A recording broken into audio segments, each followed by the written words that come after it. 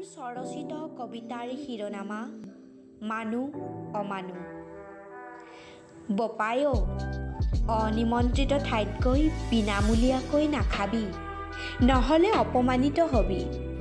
কাৰণ এই সমাজত সকলো মানুহ নহয়, কিছুমান মানৱৰূপী অমানুহো থাকে। সদায় মনত ৰাখিবি, মাতিলে কিল খাবলৈও যাবি আৰু নামাতিলে ভোজ খাবলৈও নাযাবি। দামী হোটেলত নিমন্ত্ৰিত হ'লেও হাতত উপহাৰ আৰু পিন্ধনত দামী পোছাক পৰিধান কৰিবি। অমানুহবোৰে উপহাৰ আৰু পোছাক চাই, মানুহৰ মুখলৈ নাচায়।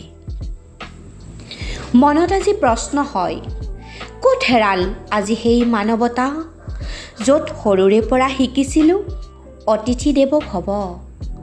ভৰ দুপৰীয়া কোনোবা মগনীয়া ঘৰলৈ আহিলে ভগৱান অহা বুলি মাহঁতে পেট ভৰাই খাবলৈ দিয়া দেখিছিলোঁ।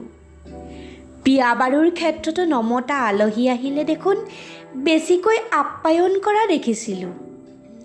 নিমন্ত্ৰিত অতিথিৰ লগত অহা সেই অচিনাকি মানুহজনক দেখোন বেছিকৈহে সোধ-পোছ কৰা দেখিছিলোঁ। কিন্তু আজি সেইবোৰৰ যেন একোৱেই মূল্য নাই।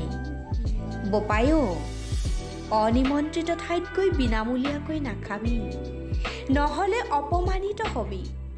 কাৰণ এই সমাজত সকলো মানুহ নহয়, কিছুমান মানৱৰূপী অমানুহো